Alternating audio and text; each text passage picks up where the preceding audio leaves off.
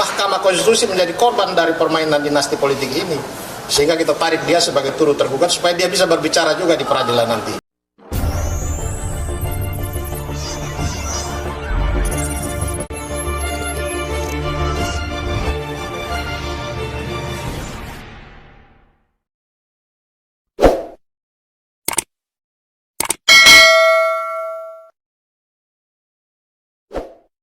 Terdaftar di Pengadilan Tata Usaha Negara Jakarta dari tim Indonesia dan Perkat Nusantara.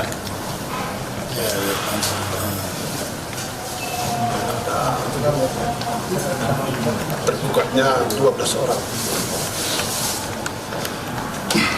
Jadi itulah yang kita khawatirkan, ya, advokat Indonesia mengkhawatirkan jangan sampai nepotisme dan dinasti politik yang saat ini sedang menguat lintas lembaga tinggi negara bisa merusak demokrasi dan sistem kedaulatan rakyat kita yang dijamin dalam UUD 45.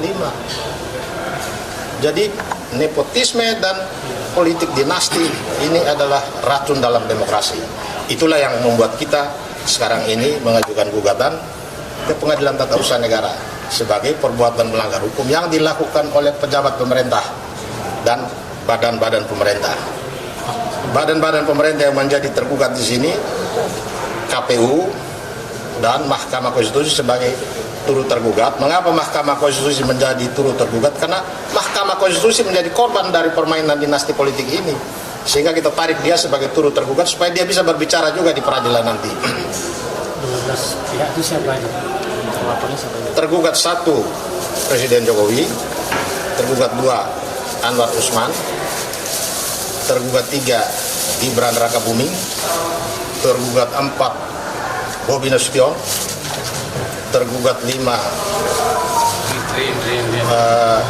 Prabowo Subianto, tergugat 6 KPU, turut tergugat 1-nya Mahkamah Konstitusi, turut tergugat 2 Saldi Irsa, turut tergugat 3 Arief Hidayat, dua-duanya hakim konstitusi dan 1 wakil ketua Mahkamah Konstitusi, turut tergugat 4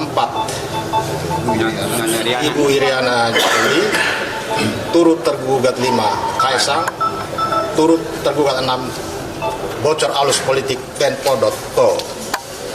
Mengapa Tempo.co kita tarik menjadi pihak dalam perkara ini? Bukan karena Tempo.co bersalah, tapi Tempo.co secara berturut-turut mengungkap bagaimana dinasti politik, nepotisme bermula dari Solo. Itu kata Tempo.co. Semuanya bermula dari Solo. Bahkan Ibu Iriana dijuluki di dalam Tempo.co itu sebagai Ibu Suri. Pembicaraan tentang kapan rencana untuk mencawapreskan Gibran itu terjadi sudah setahun yang lalu.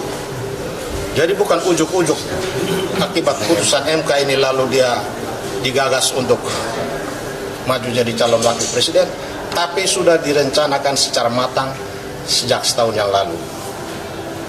Hanya memang ini kan urusan di dalam kita tidak tahu, sehingga sulit dicegah.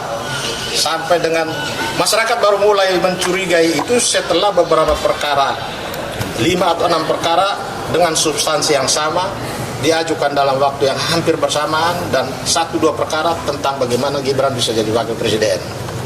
Itu berarti hitungan-hitungan masyarakat bahwa saat ini kedaulatan rakyat bisa digusur, ya bisa digeser melalui dinasti politik, bisa jadi kenyataan. Sekalipun hasil pemilu memenangkan misalnya Anies Baswedan, paket 01 dinyatakan menang, kemudian paket lain menggugat ke Mahkamah Konstitusi, ini tidak menjamin bahwa kemenangan melalui hasil pemilu itu bisa dijamin akan menang terus di Mahkamah Konstitusi, karena Mahkamah Konstitusi punya wewenang untuk membatalkan.